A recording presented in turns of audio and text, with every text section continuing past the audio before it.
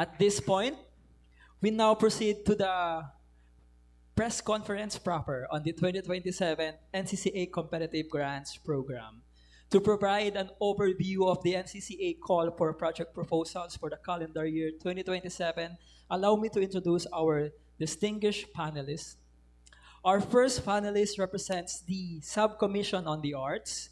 Please allow me welcome once again the Vice Head of the National Committee on Architecture and Allied Arts, Architect GLORYROSE METILLA. Joining her is the representative of the Subcommission on Cultural, Community, and Traditional Arts and the Executive Council member of the National Committee on Southern Cultural Communities, Ms. Ina Garcia. Also with us is the representative of the Subcommission on Cultural Education and Executive Council member of the National Committee on Cultural Education, Dr. BENJIE BADON. Also with us is the representative of the the Subcommission on Cultural Heritage and Executive Council member of the National Committee on Libraries and Information Services, Dr. WINDA CEJAS. And completing our panel is the current head of the National Committee on Cinema, Atty. Karen MALAKI. And to moderate this session, we have the Provincial Information Center Manager of the Philippine Information Agency or PIA Davao. We have Mr. Rudolph Ian Alam. Thank you so much. Good morning. We'd like to acknowledge the presence of our friends from the media, Ma'am Norma, Ma'am Sara, from the Mindanao Times, and from PTV, nagdating na si.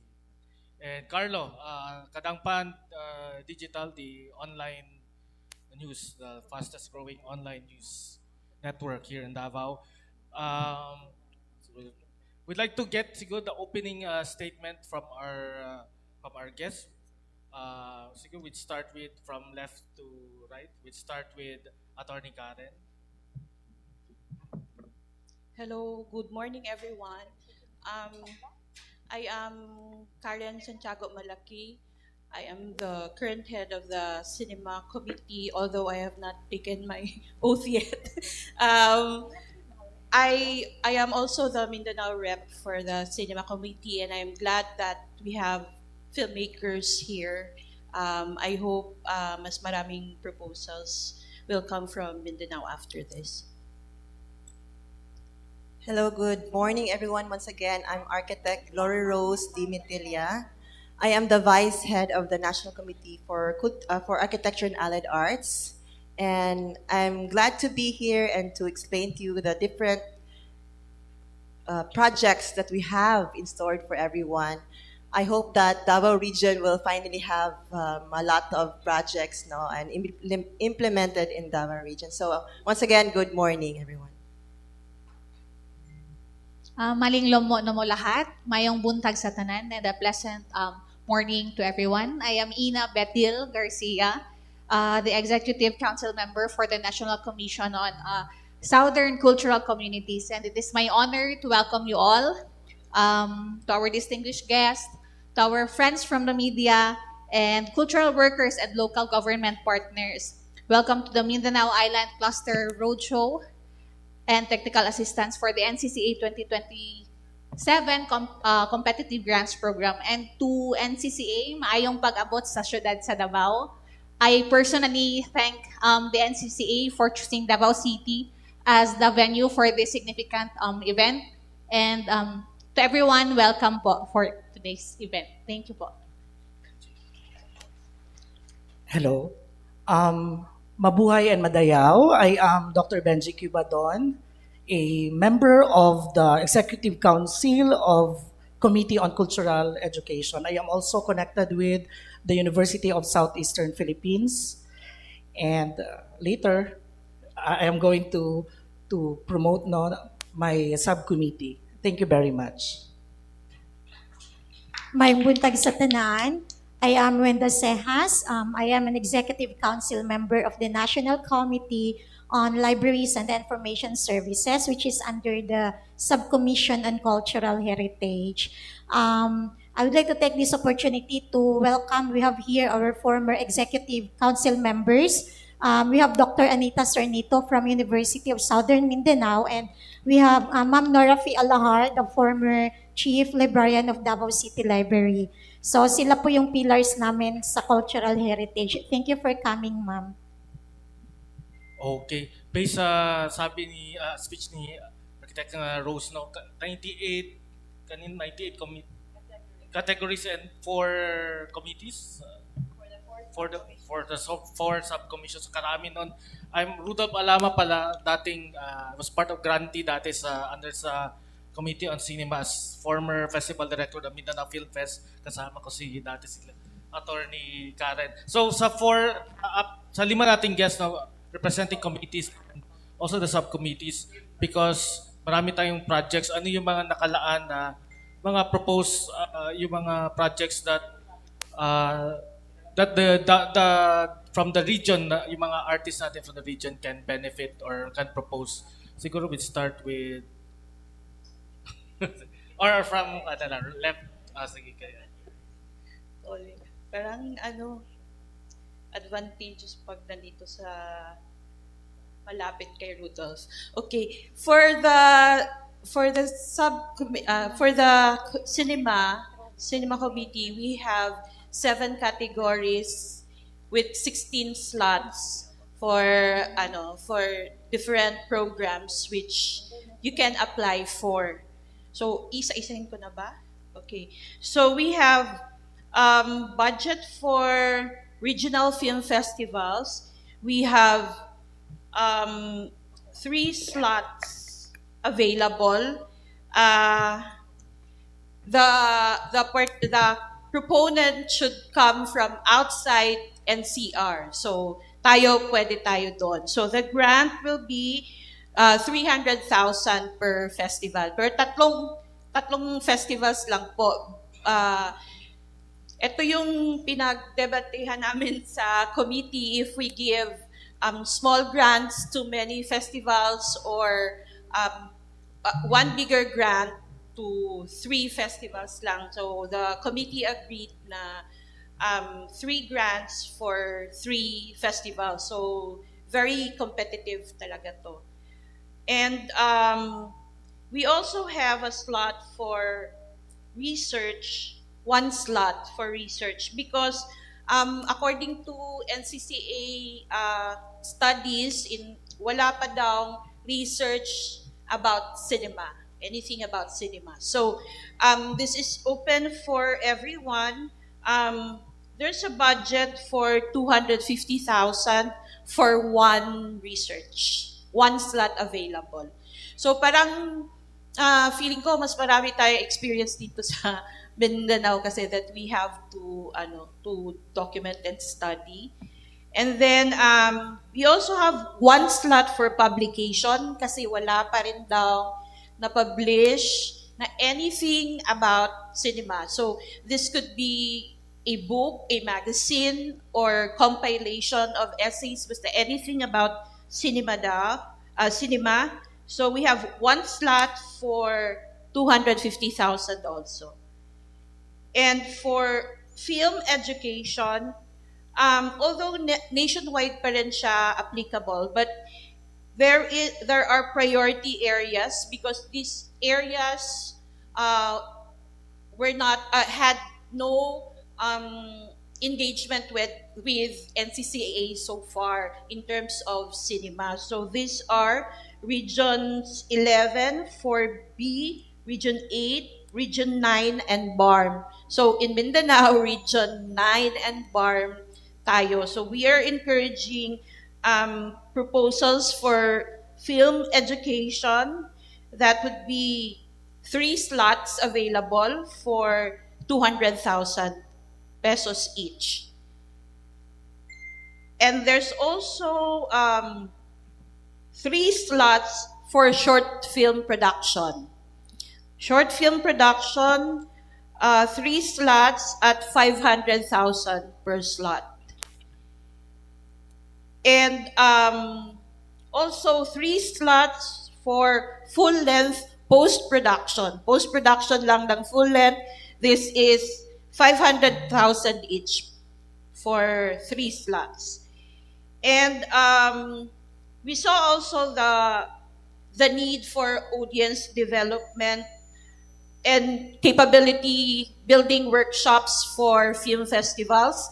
So we have 2 slots. It should the proponent should come from outside NCR, so qualified talaga tayo here in Mindanao, and that's 250,000 per slot for 2 slots. So yun ang available for the cinema committee. I hope marami tayong proposals from Mindanao. Thank you. Thank you, Attorney. So those are for the cinema. Let me just go back to the subcommission on the arts. So we have 7 different committees of the arts. Now we have the architecture and allied arts, the cinema, which Attorney already explained, the dance, which is, I think there's a lot of us here that's part of the dance, the dramatic arts, which yung mga theater groups are part of, the literary arts, our creative writers and so on, the music, and the visual arts. Kanina, when we were singing the national anthem, alam ko talaga na maraming music ito, Rudolph, kasi nag-blending. Humina yung kanina, di ba, sound. So nag-blending. So, ang ganda, ang daming nasa music dito. So going back, we have categories and slots. So each committee, so for example, sa architecture and allied arts, we have 6 categories. So meaning ng categories is the projects. And out of those 6 categories, we have 8 slots. Cinema, like what Attorney said, 7, and then 16 ang slots. The dance have 5 categories this year. Tapos 9 yung slots nila. The dramatic arts have 5. Tapos 12 ang slots. Literary arts have 5. And then 6 slots. Plus, meron silang open category, which is very, very nice. No? So in open category, you can really propose different projects na innovative na gusto natin. So wala siyang specific na na slot for that. Music, we have 6, which has 15 slots, and visual arts, we have 5 categories with 17 slots. Isa-isahin ba natin yung or later na lang? Later na lang. So those are the slots of the National Commission for the Arts, which will be explained later on by the Secretary, I guess. Thank you. So once again, mayong buntag sa tanan. For the Southern Cultural Communities, the number of categories opened in 2027 is 9 categories with number of slots, 30 slots available. So the total amount for grants is 5,500,000. So these are the following categories for Southern Cultural Communities. So for the first one, publication of traditional practices from the Southern Cultural Communities. Isa po ito sa mga na-approved na mga categories. It's because we know from the cultural communities na our oral traditions, language, and expressions kay nagkahinay-hinay na gyud siya kawala. It's because dili siya recorded and wala siya na-publicize. So it is very important na karon pa lang, I hope na naay mga groups na makasubmit ani na category because importante jud kaayo nga ato ang i-revive ang ato ang oral traditions, especially ang ato ang language kay importante pud siya na mapasa sa ato ang next generation. So for the second category, inventorying of cultural icons of the Southern Cultural Communities. So nani siya budget of 150,000. So, 5 na slots available for this. And then, this category also, importante po siya to identify our cultural icons katong mga atong katigulangan na kahibalo pagyod, katong na mga dakong kahibalo pagyod sa atong tradisyon o kultura.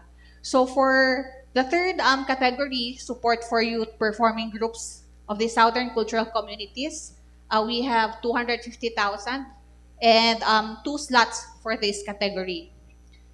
For the fourth one, capacity building on formulating culture, responsive policies and programs for indigenous peoples, mandatory representatives, or our IPMR and community leaders. For this category, we have 3 slots and we have 200,000 budget for this one.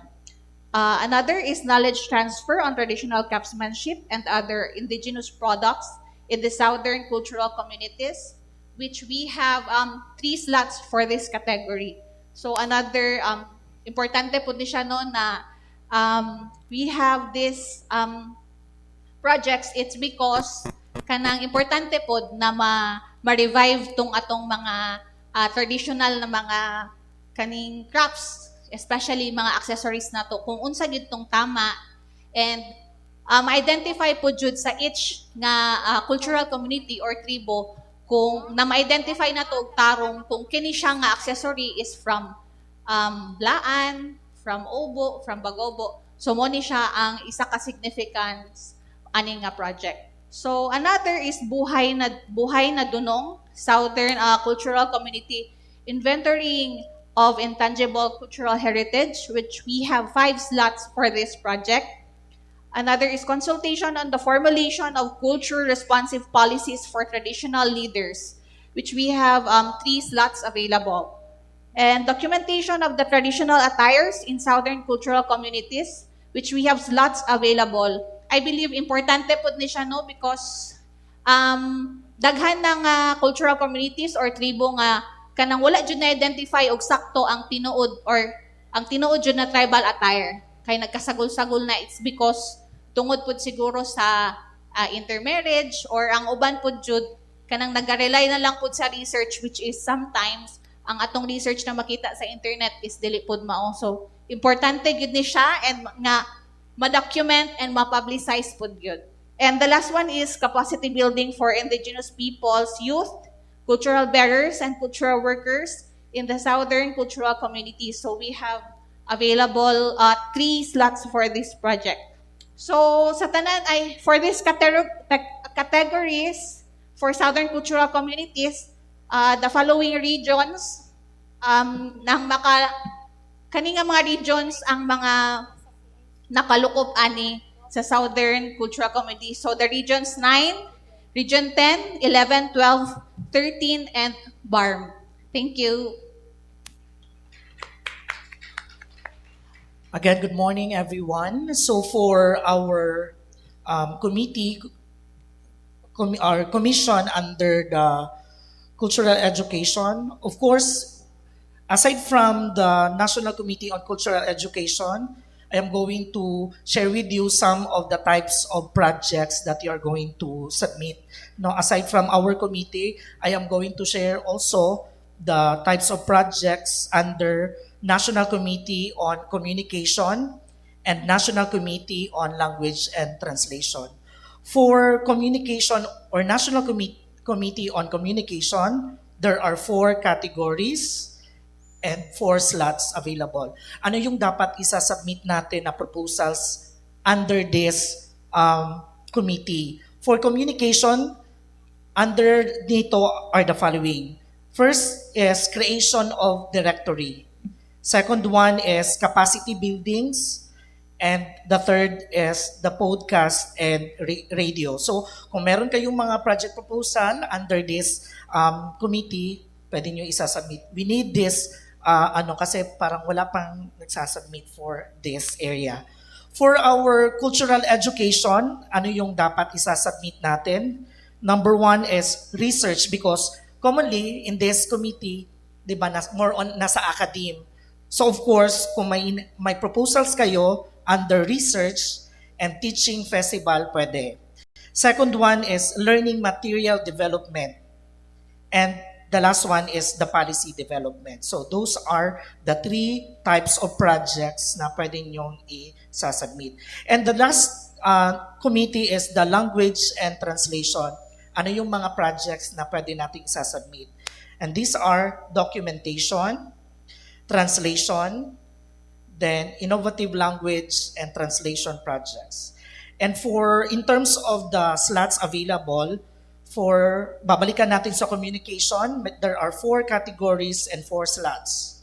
And for cultural education, there are 3 categories, 5 fixed slots, and 1 open category.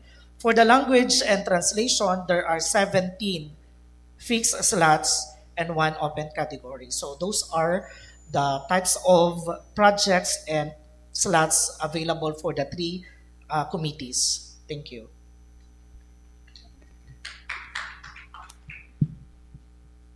Good morning again. So under the Subcommission on Cultural Heritage, so we have around 21 categories, a total of 23 slots, amounting to 41,250,000. So we have 6 under the Subcommission on Cultural Heritage. We have archives, we have art galleries, historical research, libraries and information services, monuments and sites, and museums.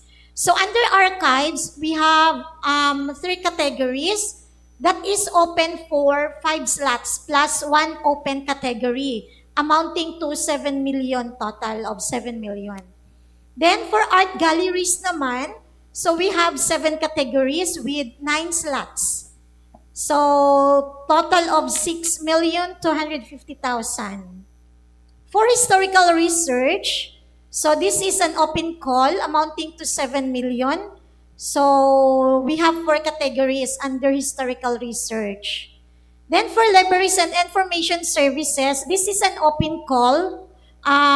We did not put a limit for each proposal. So magdedepende yan kung ilan yung masubmit. So we have 2 categories under this one amounting to 7 million. So under the libraries, the Committee on Libraries and Information Services, for the LGUs, you can establish a barangay library. So you can propose a library for your barangay. This is a dream of every barangay in the country. Then another committee is the monuments and sites. We have 1 category only. So this is an open call. So isa lang siya na category. So total of 7 million. Then for museums naman, if you want to establish or to enhance your museums, so we have 9 slots for this one. So nationwide siya, 9 slots, total of 7 million. So these are the projects under the Subcommission on Cultural Heritage. Okay, Doc Winda, point of curiosity lang, yung open call and yung may number of slots, anong kaibahan yun? Ano yun siya, sir? We say it open call kasi we did not put a budget on it. Like for example, it is open for 7 slots. So meaning, for each proposal, magdidepende yung kanilang amount. So kasi dati, naglalagay tayo ng mga amount for each proposal. So for example, 1 slot is 300,000 only. So ngayon, ginawa yung ibang component doon is open slot siya kasi pwede siya kahit 500,000 or even 1 million ang kanyang proposal.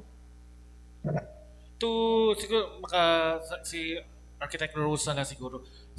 Yung compared sa last year, mas malaki ba yung budget for the grants? And ano yung kaibahan sa yung, kasi ngayon may, di ba, right shop, yung submit a proposal, meron bang different approach or same lang yung as in previous years? Can I request the Secretariat to respond to that question? Let's welcome Lad. Dito siya para may, kasi we're on live stream. Dito siya. Good morning po. Dito. Sige. Good morning po. I'm Gladys Argonza po, the Secretariat po from the National Commission for Culture and the Arts. Before answering po yung question ni Sir Rudolph, I'd like to thank po the Philippine Information Agency, Davao, as partner po ng NCCA Roadshow. Thank you po for having us. And also, with the question po, each year po, each committee, mayroon po tayong allotted fund. So, as is po yun, 7 million po for each committee. So, ano po yun? In total, 19 committees po ang meron ang NCCA. So, can we do the math? 19 times 7 million? First question.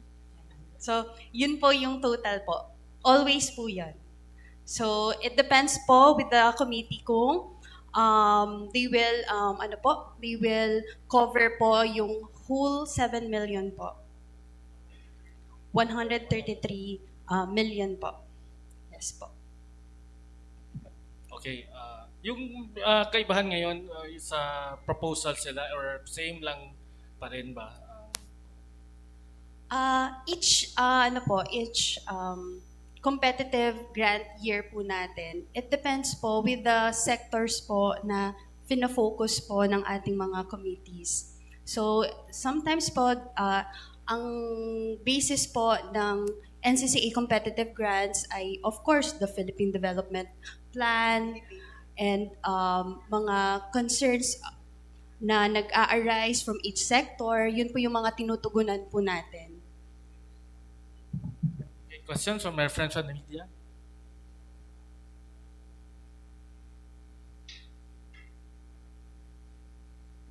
Good morning po, Regine from TV. Sa each committee, kung sino lang po ang makasagot. From your reviews po ng mga program na nag-run po, ano po yung mga naging impact din po sa mga program na nag-run po?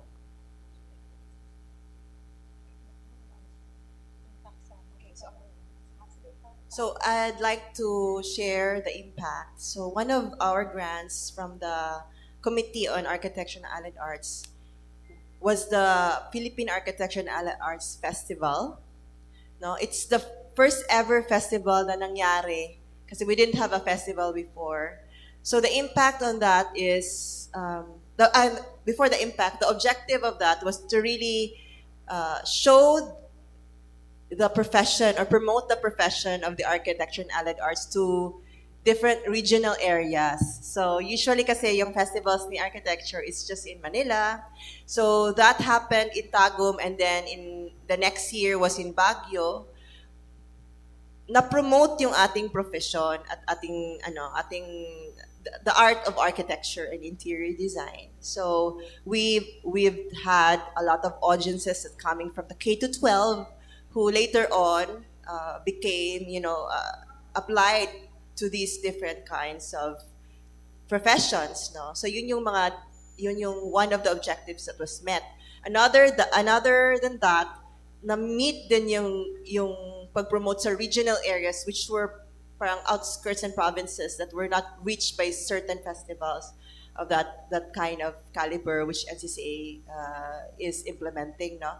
Ganun yung mga type na mga projects that has an impact to the community. Ano lang siya, festival lang siya, but it promoted, no, the architecture profession.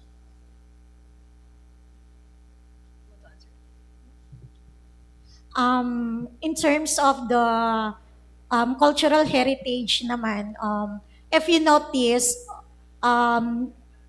marami nang nadagdag ngayon na mga na-establish na museums. It's because of the grant of the NCCA. It's because establishing this entity is somewhat costly. So with the help of the grant of the NCCA, so with the presence also of these museums, we were able to at least help preserve our cultural heritage. And then in our committee naman in the libraries and information services naman, so we were able to give minimal na kasi one of our category is the capacity building of our librarians in the Philippines. So through our APO, our accredited professional organization, which is the PLY, so we were able to give training, capacity building to our librarians also.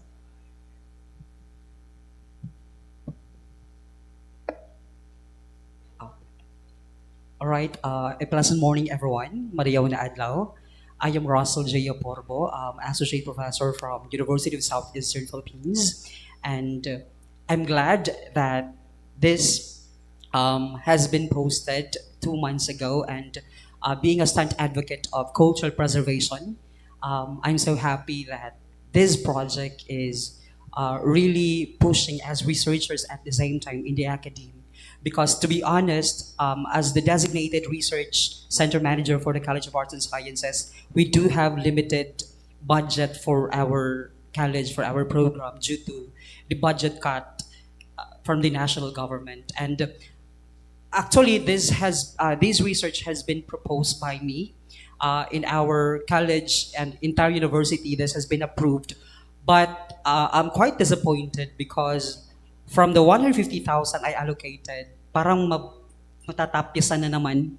But the nature of the project is that based on the subcategories provided earlier, there are 4. But how are we going to treat this research project in which those categories will be embedded into one? Because the title of this research project would be Pag-amuma sa Banwa, Strengthening Intergenerational Transmission of Atamanobo Language and Culture in Kapalong, Davao del Norte, in which there would be 3 phases of the research. First would be Gahom to Kinagihan. This would be mapping linguistic vitality, intergenerational transmission of Atamanobo in Gupitan, in which the target of this research is to create a linguistic vitality map to identify which part of a Gupitan, being the identified research locale, are the speakers. Because as mentioned earlier, Atamanobo people are no longer capable of speaking their native tongue because they are already assimilated with the Visayan speakers. So the target for this research study would be linguistic vitality mapping. And to know this, I have to go through the different sitios in Gupitan, Kapalong. And the second study would be Kabilin sa Katigulangan, a digital repository of Atamanobo oral narratives. So I'll be doing digital archiving, allowing elders to tell their stories, to tell their legends, oral traditions to the younger ones. And while having them telling their traditions, I also have to document that one. So another would be, after that, is Pagama sa Kahibalo, research study title 3, developing contextualized instructional materials for Atamanobo learners. And based on the presentation earlier, parang nakaseparate siya by category. And I have seen here sa page 125 in the grant, page 123 lang tao, can I submit this under this category, since this would fall kasi the projected output would be, first is linguistic vitality map to know who are the speakers of the Atamanobo language in Gupitan. So I'll be identifying which sitio are speakers or non-speakers. Kasi I already have the framework, the EGID's a framework to identify if the language is dying, if the language is developing, if the language is morbid. Ganun na yung case niya. Tapos after that one, another output would also be yung digital repository. And after that, I also have yung copy table book, yung featuring. Kasi yung research question number 2 ko is, I'm going to identify the cultural tools, the attire, everything about the Mandaya people, Atamanobo people. So the output would be magazines or coffee table book to be published later on. And then after that one, these materials that I will be, example, compiled in my digital repository and magazines, I also have my team to create now instructional materials for the Atamanobo learners in the basic education. So how would I categorize kasi yung phases kasi siya yung research ko. First is to identify kung ano yung process. Second is yung materials. Tapos later on is creating instruction materials. And then another thing is conference na naman for para to showcase again about the Atamanobo people. Yun pong nature ng research ko po. Thank you.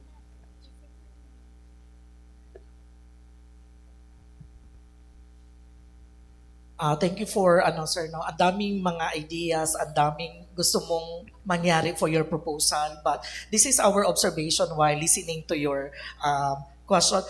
You need to first prioritize ano yung first kasi you need to follow a time frame. Kasi ang dami mong idea, maubusan ka ng time. Yes, isang project lang, 1 year. Kaya, but see to it, yung proposal mo is isa lang kung pwede. Kaya kung marami, mas maganda, member ka lang, the rest collaboration siya. Kasi kung mag-lead ka lahat ng projects, para hindi kaya sa time frame po. That is my, sa academe, di ba, based sa preparation ng mga proposals. So kung ano yung first na kaya lang within your time frame, yun lang dapat unahin. Okay. Okay, may I add, sir? Sir, may I add? So if your studies, so you're mentioning that you have 3 studies under your research project. So if the time frame given to you by the committee is, say for example, 1 year, if your 3 studies can be done in a year, so be it. Kaya siya ibigay 3 studies. As long as you follow the time frame given to you by NCCA. Sige. Okay. The nature kasi is that first is survey linguistic vitality mapping. Actually, I already have the methodology. I already have the guide questions for research study 1 and 2. My problem now is yun talaga yung budget because on the publication, especially for, there will be 2 research outputs for this. First is identify yung linguistic vitality map. Yung second naman is yung digital repository. Another study naman ito in which I'm going to connect now how these oral traditions influence or shape the perspective of leaders in the community. So there will be 2 outputs for that research publication.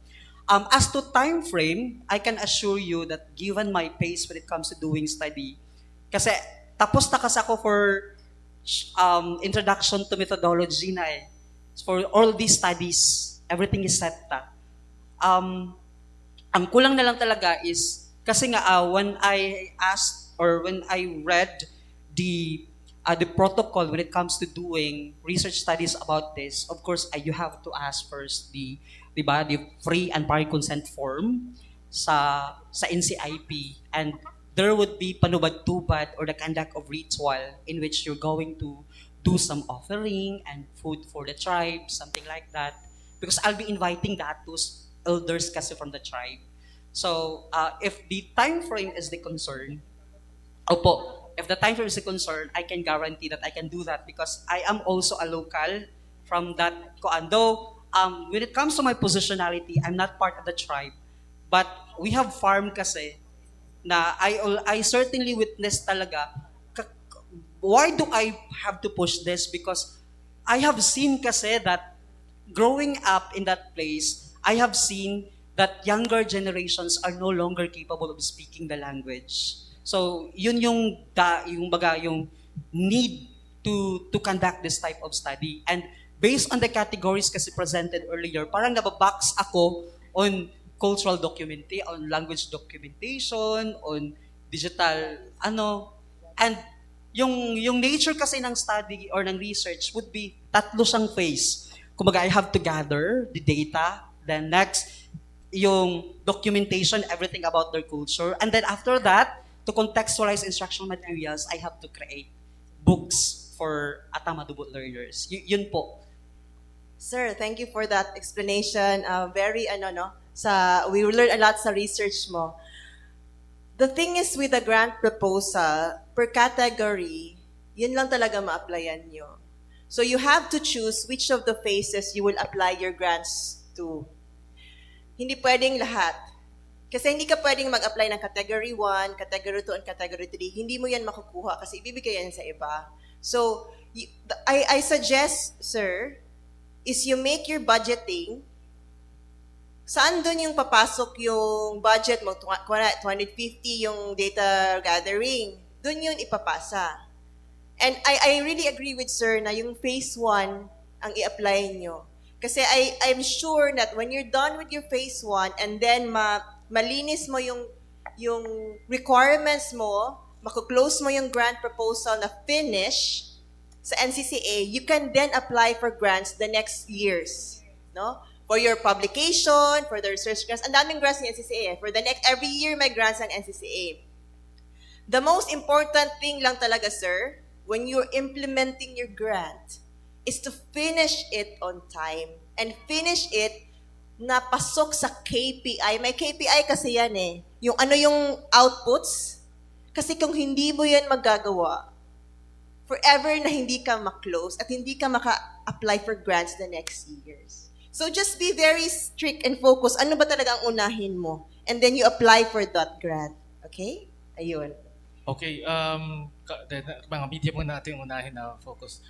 May nagpa si Regino kay same lang ba yung categories last year, no? Yung or nagbago ba ang nagbago? So ano yung nagbago na categories? For cinema, bago yung research, bago yung publication, and yung education part and capability building. Usually dati mga film festival, support to the film festivals, yung Cinema Rion, production grants, yun lang yung dati. Ngayon parang... So ngayon 98 last year, ilan yung category? Pero same yung budget last year, 7 billion per committee. Sir, may I add din po? For the information din po of everyone, the NCCA conducts annual planning. So during the planning po, the committees po will convene, each committee convene and then discuss ano po yung ilalabas for the next year na grant. So it depends po talaga dun sa sectoral needs, dun sa ano po yung alignment niya sa Philippine Development Plan and other mandates din po ng NCCA para po maka-address po siya dun sa mga kailangan po na tugunan din ng each sector dun sa promotion, preservation, and then the safeguarding po ng Philippine culture and the arts. Yun po. Okay. Before I go to Carla, I would like to ask Ma'am Ina, no? Because mga cultural communities, marami sila sa GIDAS areas. Paano po natin matulungan sila na they can apply sa mga proposals natin? So, para matulungan po natin sila, no, isa po itong, this event is one of the step na matulungan sila on how to formulate or create the proposal. And sa mga ano po, especially kadtong mga cultural communities or tribes na from the far-flung areas, katong mga gusto jud na submit og proposals na wala jud sila ingana ka easy na access, pwede naman po na mag-reach out sila sa amo para matudluan sila on how to create the proposal po.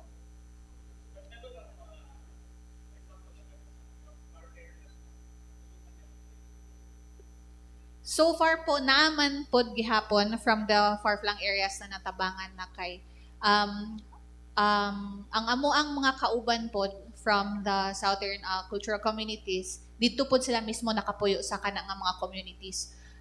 Mo na nga easy lang po ang pag-access sa pagbuhat sa proposal. Good morning. With due diligence to the viewers who are watching live, we wanted to request na English and Tagalog lang naman po. Kasi hindi makaintindi ng Bisaya, with due respect. But anyway, I'd like to have a little clarification with regards for the grant, specifically yung priority areas within Mindanao.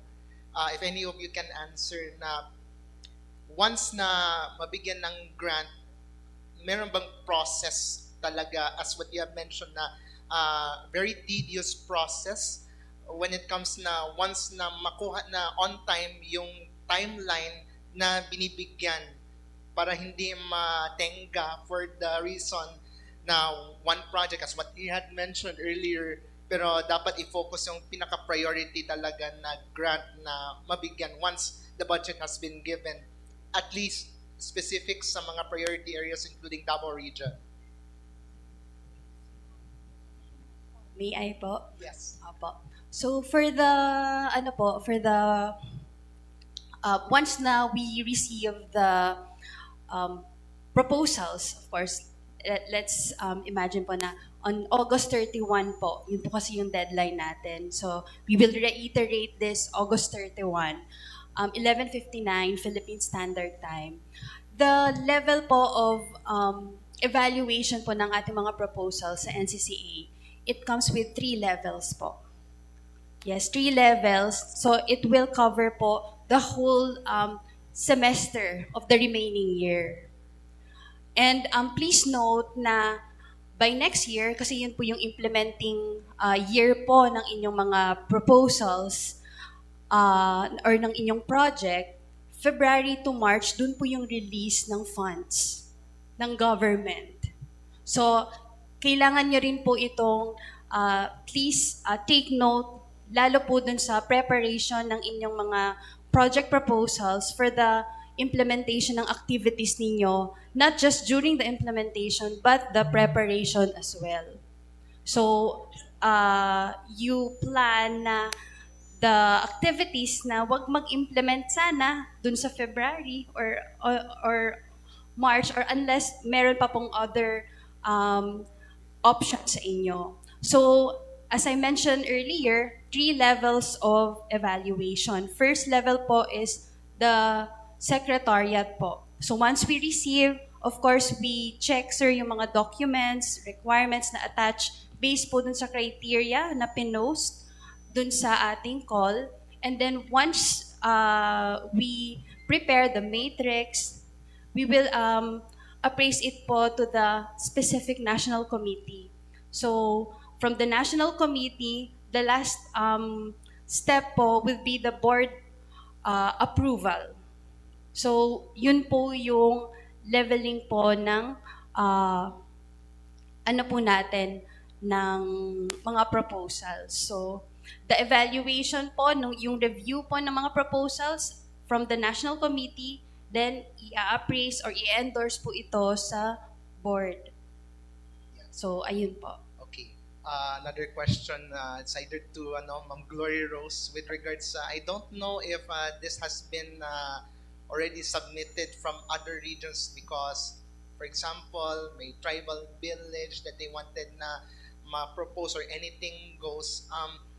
Same ba yan with the priority areas if given na mabigyan ng grant once na it's either region 12, region 10, or everything, and I don't know if you have that knowledge about that, Ma'am GLORYROSE. Priority areas, Yes. specific. So, let me answer the priority areas question first. Opo.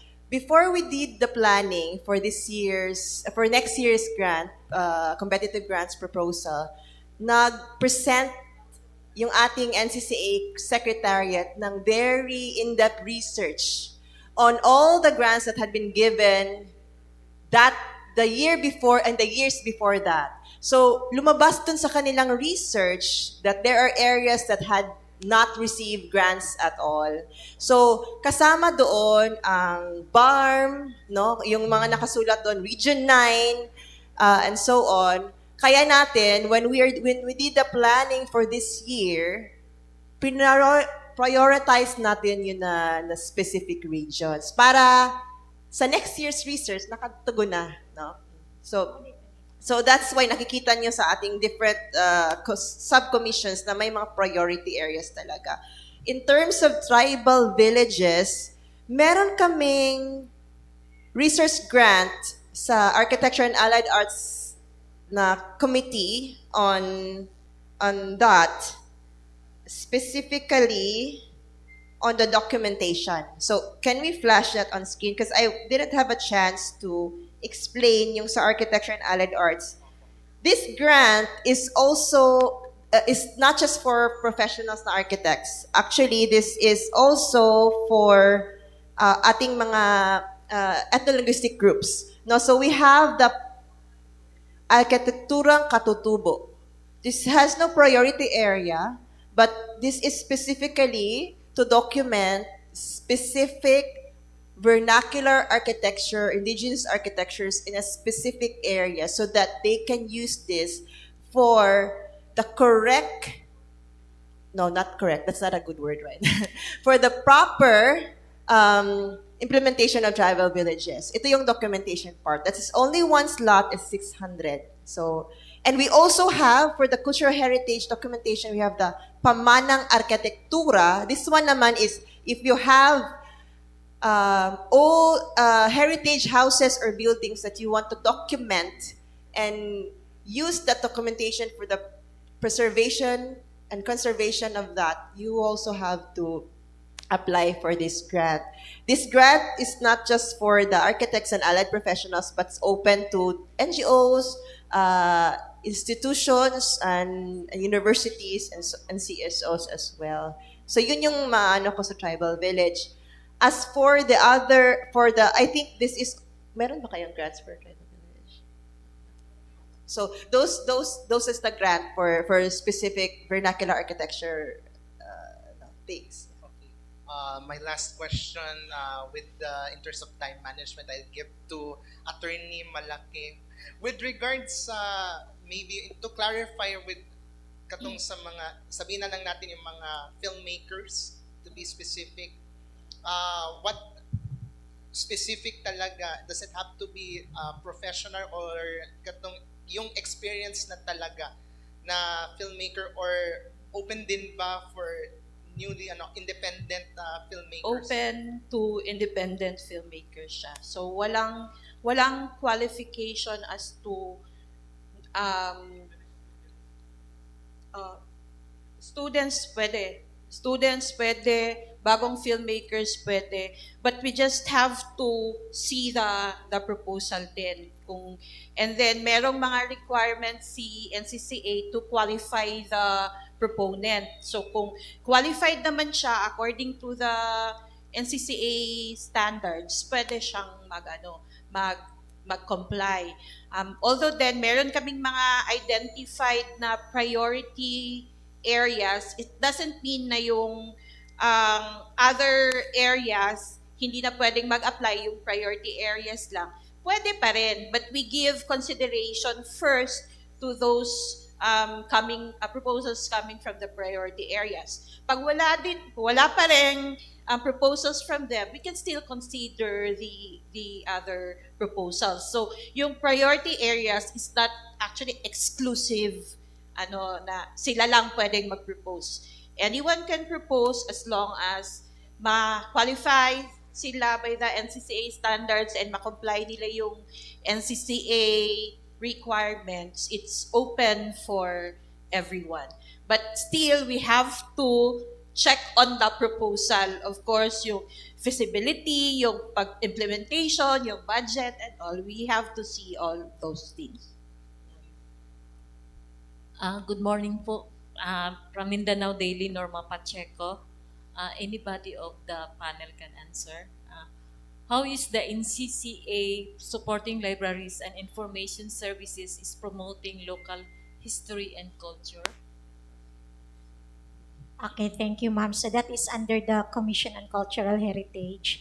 So when it comes to the promotion, so all you need to do is to submit a proposal. Say, for example, under the National Committee on Library and Information Services. So one category is the establishment or enhancement of a library. And that is applicable to LGUs, barangay libraries are considered also. Then SUCs, even private libraries can also avail. So thank you po. Again, another for Attorney Malaki. How does your film doing now that there is an AI with, in fact, we love AI Korean stories like that? Is it?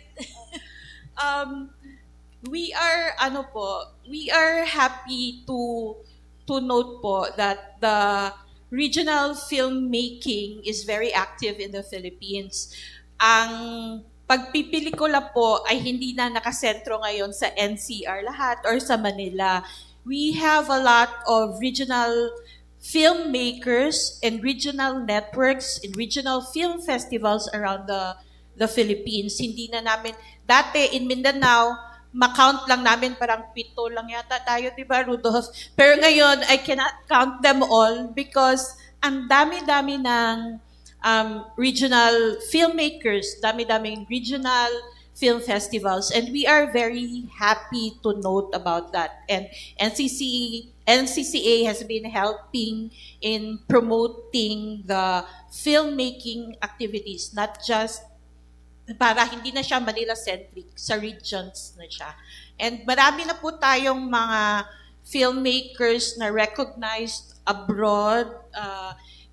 Marami tayong local filmmakers na napapanood ang mga pelikula nila kung saan-saan na sa Manila. And then, if you can watch local film festivals, local films, you will be proud of it. Question, bakit tatlong festival lang, ang film festival lang yung, do we, kung ano, magbalik yung dati na, then, as mentioned earlier, when we had the deliberation for anong mga programs ang iba-budget for this year, meron talaga kaming argument as to konti lang ba ang bibigyan pero malaki ang budget, or gaya dati na marami na pero maliit ang budget. Candidly, natalo ako eh. Mas gusto ko dati yung kahit maliliit pero marami sana. Pero ang argument kasi, I'm new in the committee. Ang argument kasi dati nung mga dating members na still there, mas productive kung bigger grant ang ibibigay to few festivals, ganun. But we'll see. We will for this year, ganun, for next year, ganun muna, but we will see in the planning for next year kung which is better talaga yung ganun. But parang we want to have as many, mas wider ang reach ng cinema committee for this term. Yun, thank you. Okay, tatlong questions, but reminder also sa mga participants sa may Q&A, also the technicalities ng Alan? Good morning po. I'm Alan Filuteo from Socsargen area po. May po ba tayo na mga satellite offices sa mga regions po natin dito? Kasi especially pag mag-submit kami ng mga applications, mga newly accredited na application, medyo mahirap po kasi pupunta pa kami ng Manila and then meron po ba? Unfortunately, Sir Alan, wala po tayong satellite offices sa NCCA. Meron na pong nalungsad na isa sa Bacol, sa Iloilo. Pero ongoing pa po yung yung pagpaprocess po nung kanila pong management pa. And kaya po meron po kaming mga committee members, sila po yung isa sa mga sila yung magdadala ng application papunta hindi Manila. naman po. Kumbaga sila po yung isa sa mga flow of communication Yes, po namin sana from the regions to the main office. Kasi yung time frame for application medyo matagal siya. And then inaantay pa namin yung response ng office. So medyo siya. Especially yung sabi po ni Ma'am na by level from secretariat to the head before namin malaman. Ngayon po sir, naglulungsad po ang NCCA ng online and digital access. So nakikipag-partner po ang NCCA sa ECO kung saan po maka-access nyo po yung status po nung proposal niya. Pero ongoing pa rin po iyon sa communication sa DICT po. So sana po by the end of this year or by next year po is accessible na po siya. Okay. You can send proposals naman din through email. Hindi na necessary that you have to go to Depende po kasi sa sa kapal. Sa kapal. Especially kung individual, okay lang. Pero kung yung university or colleges, makakapal po kasi ang gina-require nila. pwedeng through courier, private courier. Pwede siyang ganon. Pero pwedeng you can email in advance or may representatives naman for me, cinema, I'm the Mindanao rep, you can say hello to me na nag-submit na ako. So I can, can check then with the secretariat kung natanggap or not. Second po, may chance kaya na ma-extend ang span ng So accreditation 31, natin? ayun yung deadline or yung accreditation? Yung accreditation. Kasi 1 year lang talaga yung binibigay.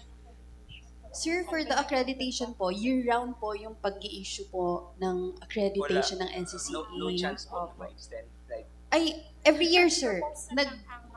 Opo. Well, hindi, yung validity. yung validity, 1 year po siya. 1 year lang talaga. Opo. Yes, sir. Wala, no.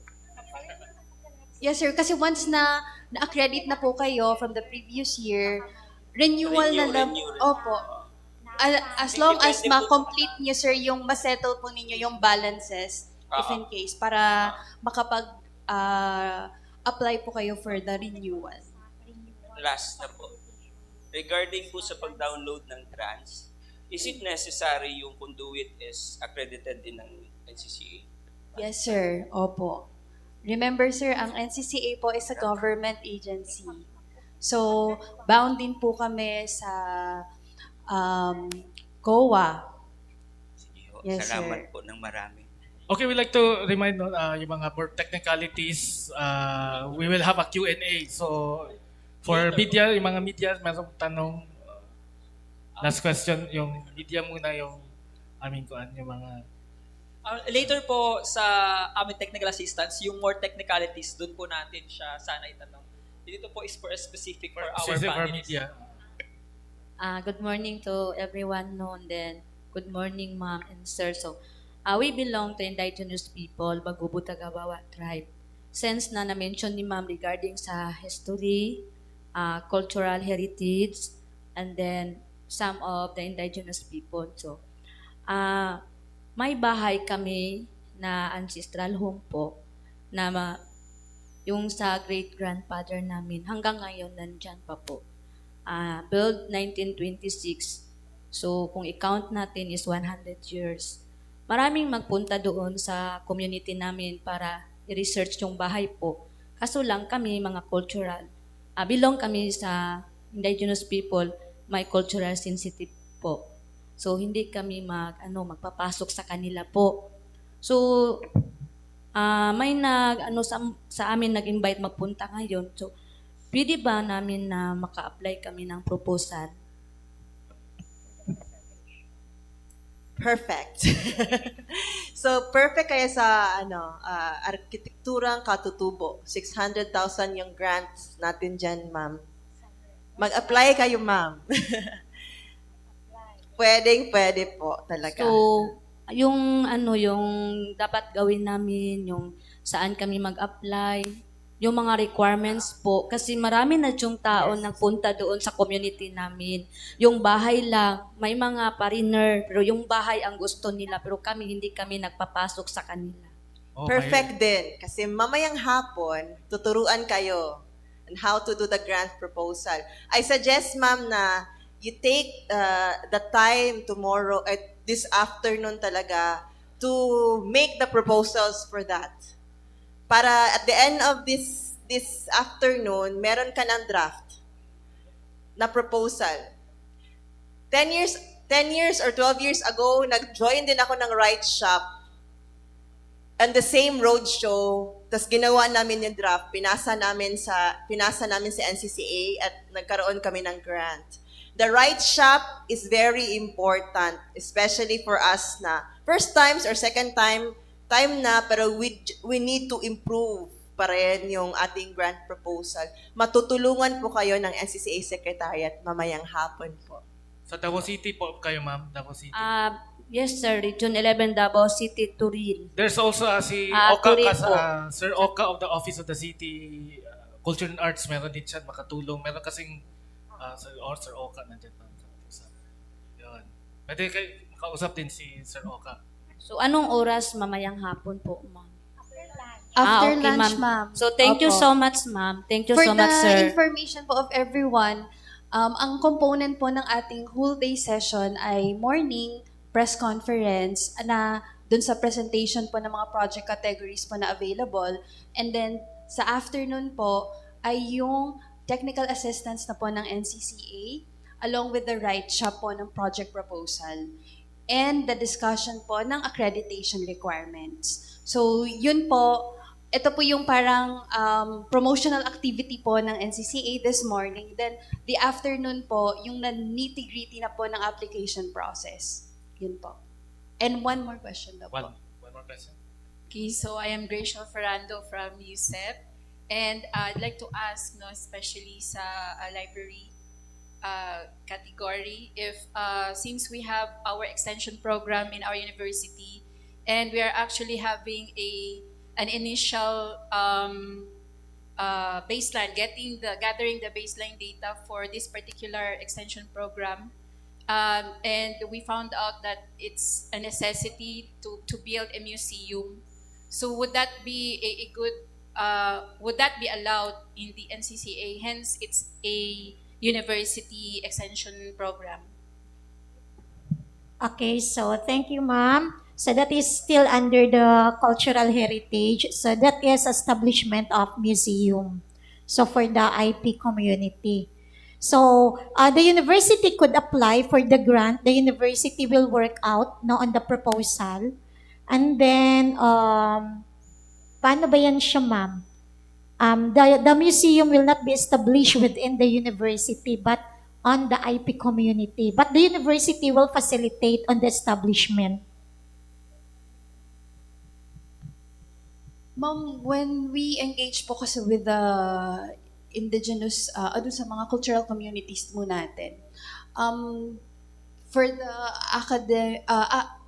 academe po, it's better, ma'am, na first we secure, ma'am, the free prior informed consent. Kasi we have to